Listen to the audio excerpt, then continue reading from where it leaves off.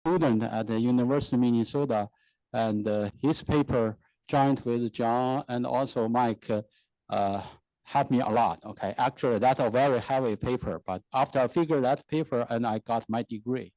Yeah, so that got very good impression. And yeah, Professor Ho, and now floor is yours. Okay, yeah. Oh, okay, good. So I can start now? Great. Yeah, please, yeah. Yeah, it's a great honor to be invited to speak in this special occasion.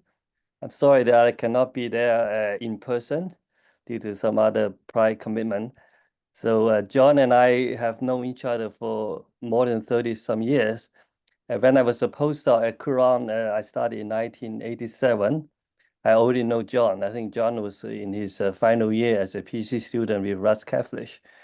And then we started to collaborate. I think that the following year, 1988, and was on a very important topic. At the time, we worked on this point vortex method for water sheet.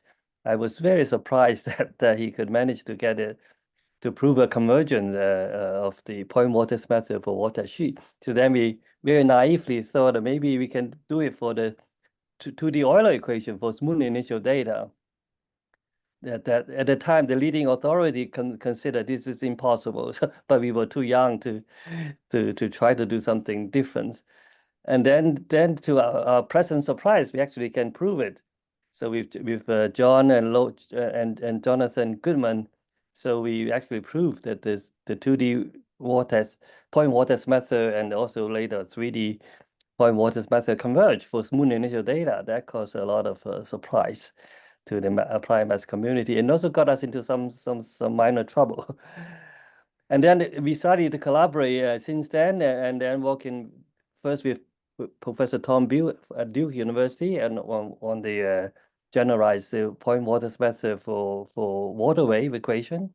And we had a very fruitful collaboration. I learned a lot from both John and Tom Beal, and actually, John and I spent, I think, at least half a year at IES. I think in 1992. We met. We joined team with Mike Shelley to study with our small scale decomposition method. That has been that paper has been quite influential. We have a lot of fun. So I think those one of my golden time in my earlier career that I got to know and work with John, Mike Shelley, and many other people. And the work I talk about today actually kind of inspired by our early collaboration. At the time, we did not think that I have a chance to work on Euler singularity, but we already work on singularity formation for water sheet with surface tension. So that already planted the seed that inspired my later work, like after 10 years after I moved to Caltech.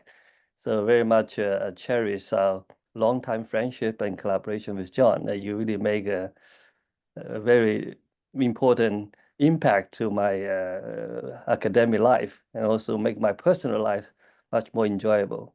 Thank you. Happy birthday to you, John.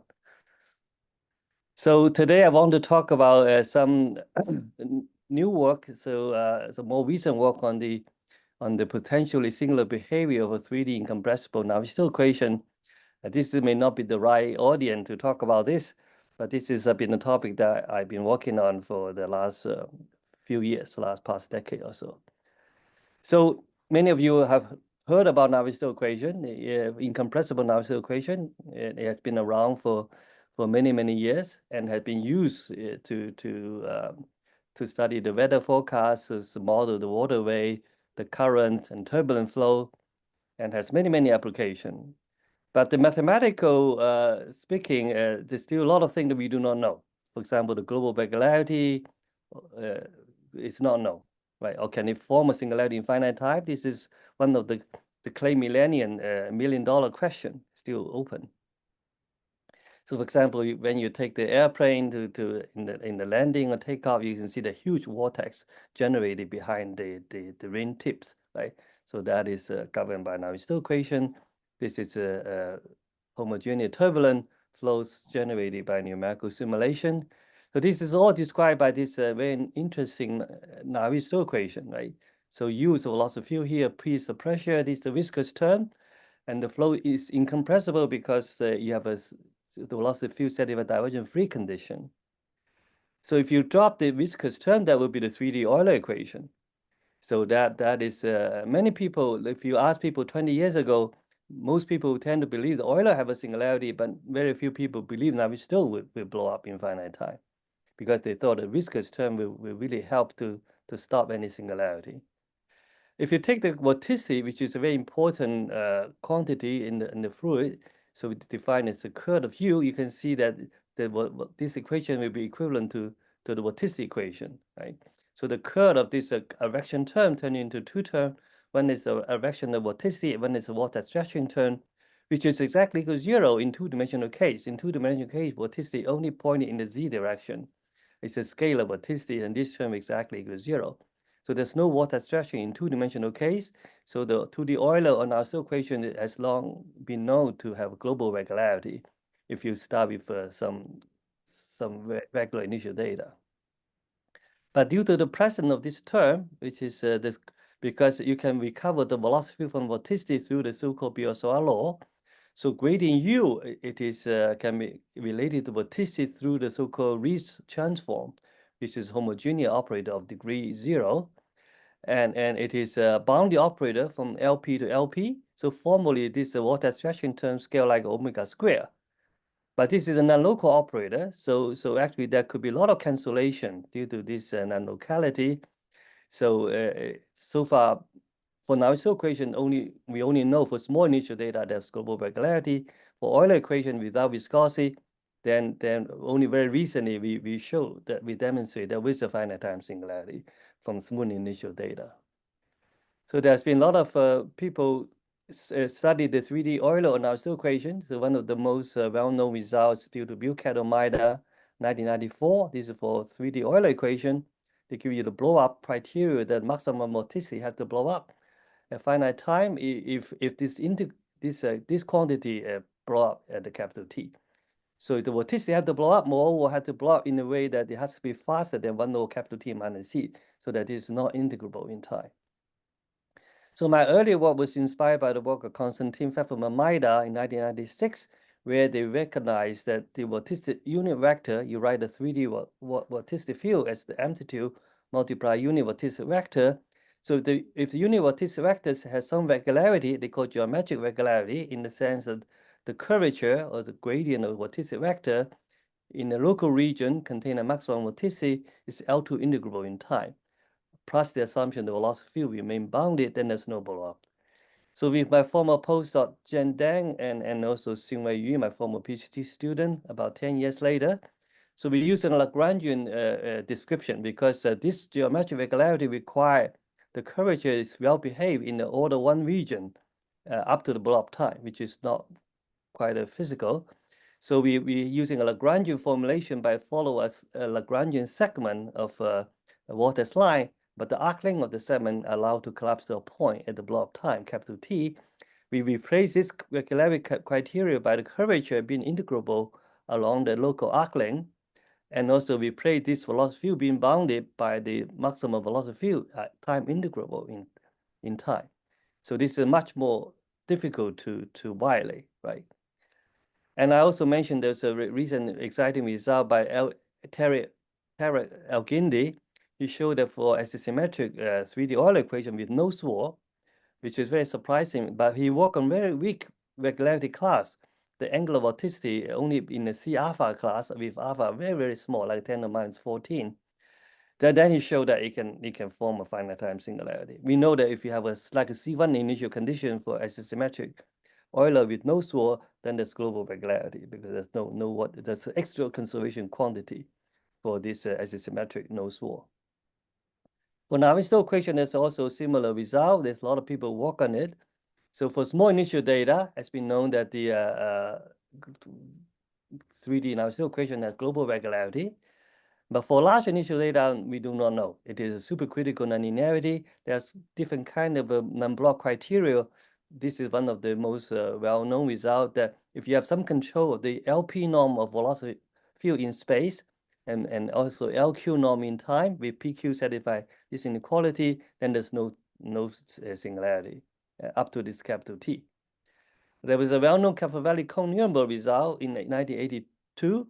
He basically said that for any suitable weak solution of Navier-Stokes equation, if you line up all the singularity set in space-time, the one-dimensional house of measure of this associated singularity set must be 0, meaning that if you form a singularity in some finite time t, so that singularity almost have to disappear immediately, because if you continue the singularity trajectory in time, that become one-dimensional in space-time. This is not allowed by this result.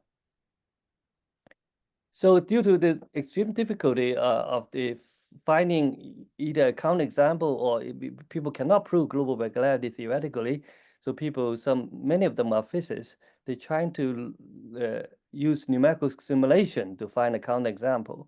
So there's a partial list of people, but most of this so-called numerical evidence did not survive the test of time. So for example, there's a very well-known result by Bob Kerr in 1993. He used a 2 antiparallel vortex tube, and then he reported a singularity in finite time. But later on, more than 10 years later, with my collaborator, Roy Lee, we repeat his computation, we only found double exponential growth. So this is the example that Bob Kerr considered in 1993. It's a periodic in XYZ direction, 2 antiparallel vortex tube. This is the vorticity isosurface, and they rotated in the opposite direction. So it's very smooth, C infinity initially, but at t equal to 6, that you can see that this small perturbation, the 2 vortex tube attract to each other, become very flattening, and they're anti-symmetric with respect to XY plane. So by the time t equals 17, this is the time that his previous computation beginning to lose resolution. Is the upper half of the tube. You can see become almost like a vortex sheet with almost like a 0 thickness. But vortex filament, vortex line, where the maximum vorticity concentrate in this region where there's a vortex sheet roll up. You can see the vorticity vector very regular, almost like a pointing in one direction. So in fact, that it tends to satisfy the curvature condition, regularity condition, that by Konstantin Lex-Maida and also by my criteria with Zhen Deng and Xinwei Yu. And then we're trying to fit how fast the maximum vorticity can grow in time. We found that actually there's a tremendous depletion of the vortex stretching term, become almost behave like an omega times log omega. If you take a double log of the maximum vorticity, you can see that it grows does not slower than linear in time. That means the maximum vorticity only grow no faster than double e to the t, double exponential. Beyond the time that Bob Kerr predicted a singularity 18.7, so our computation can resolve up to t equal to 19. So then in 2014, with my former postdoc Guo Luo, so we discovered a new blob scenario that has not been visited before. So we consider as a symmetric 3D Euler equation with a boundary. The presence of boundary is very important. The flow is anti-symmetric with respect to XY plane. So the flow in the top swirling downward and the flow from the bottom swirling upward and create a compression along the boundary, right? And the singularity occur at r equal to 1 on the boundary at z equal to 0 at the symmetry plane. So you can see the singularity occur right here. There's a secondary flow that's swirling in this direction. So create the compression, the flow coming down like this, and then the bottom going up like this, and then generate singularity right at this boundary point. It's like there's a collapsing ring. The radius of the ring collapses to 0 very, very rapidly. So then we use a highly adaptive mesh with a local space resolution near the singularity about 10 to the minus 12 in each dimension. So then we can get a very good fit. So you can see that the maximal tissue growth observe this blob criteria that behave almost like a cell similar blob. The center at r equal to 1 and z equal to 0. With the radial collapse of the ring is like a capital T minus T to the power almost like a 2.92. And the maximum vorticity is blow up like a capital T minus T to gamma 2. Gamma 2 is about 2.446, which is certainly not integrable in time. For anything gamma 2 greater than 1, that will violate the Buchanan-Maida criteria. So we get this numerical evidence in 2014. Many experts were quite convinced by our computation. They believe that the Euler equation should blow up. But it took us a year to come up with a computer-assisted proof with my former PhD student, Jia Chang. He's now a Quran instructor, and he's on the job market this year. So then we come up with a rigorous proof using computer system. So we first posted a very long paper in October 2022. So the computer system come into two parts. First of all, we need to construct a cell-similar blow-up profile that to capture this profile with a very accurate, with a very small residue, about 10 to the -7. Then you can combine it with, then you can do a stability analysis around this cell-similar profile, and then show that near this cell-similar profile, there exists a true exact blow-up profile. There's some kind of stability of this profile. So this is the idea. Let me give you a very rough outline. So there's very little, very few analytical tool people can use to prove a finite time singularity of a nonlinear PDE, nonlinear non-local PDE. So this is extremely difficult. So our observation is that although the blow-up is very unstable, it's very violent, but it has a certain structure that we can take advantage of, because we observe strong evidence it's a cell-similar blow-up, meaning that there exists a cell-similar profile capital omega, this for the vorticity, and there was an exponent, how fast the radius can collapse, the support can collapse. It's alpha, and then there's how fast the blow-up rate, the beta. We observe both alpha and beta converge to a number, and the omega, after rescaling, a profile emerge.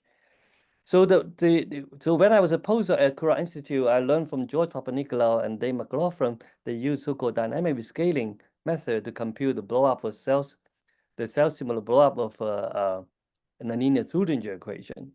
So the idea is the following: so instead of consider a focusing blow-up, which is very difficult to characterize, so they try to rescale the space and the time dynamically. It's a nonlinear change variable.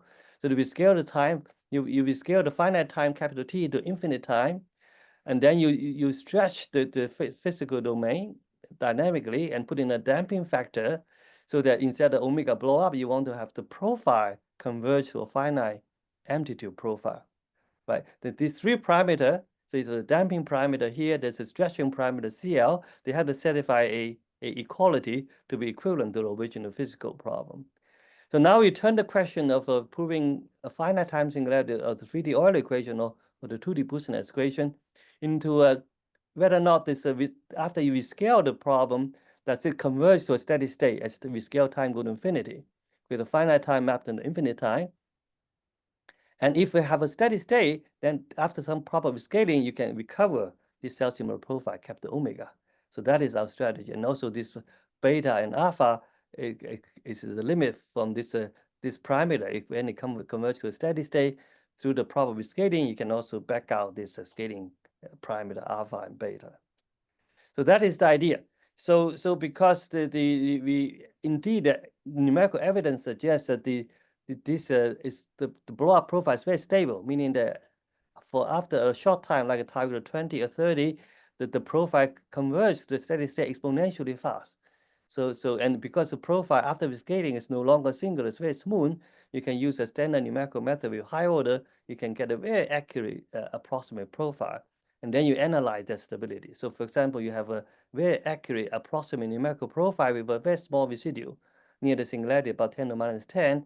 We use a singular weighted soft left norm, and then you can show after you cut off the far field, because the far field velocity field actually grow.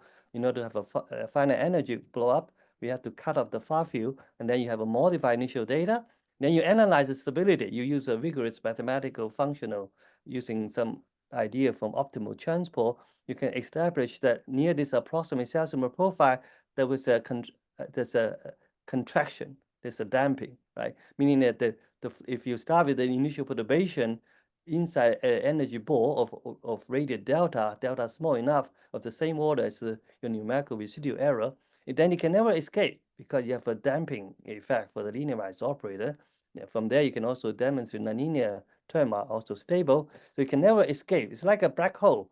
You don't know exactly where the black hole is, but you know that will say you can find a candidate very close to the center of the black hole. The red dot is the true self-similar profile as tau go to infinity, but we only have finite computation resource. We cannot go all the way to infinity time, but you don't need to show that. You just need to show that as long as you have this contraction, then this trajectory will get trapped inside this black hole forever.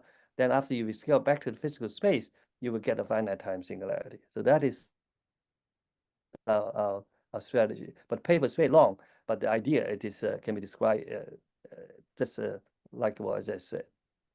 But this singularity occur on the boundary according to the Caffarelli-Cohn-Nirenberg result.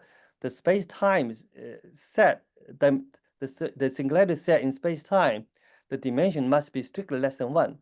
But the singularity set for the 3D Euler, because it occurs on the boundary arc 1, is only 1 dimension in space alone. So that cannot survive the viscosity regularization. In fact, if you add small amount of viscosity, the Euler singularity will get destroyed. So it took me a number of years to try to look for another candidate that may blow up. We survived the Navier-Stokes the viscosity regularization for Navier-Stokes equation. So inspired by my early work with my former PhD student, De Huang, so I found a very simple, smooth initial data. Again, it's confined in the cylinder, arc 1, but now the singularity occurs at arc 0, because that's the only place for the asymmetric Navier-Stokes can blow up. Yeah, we cannot blow it on the boundary. So we penalize the boundary effect has a very fast decay at arc 1, a periodic in Z, it is an off function. It's completely driven by large swarm. It's very, very smooth initial data. So this is for the Euler equation. In fact, the singularity it is driven by the Euler singularity. So we call it tornado singularity.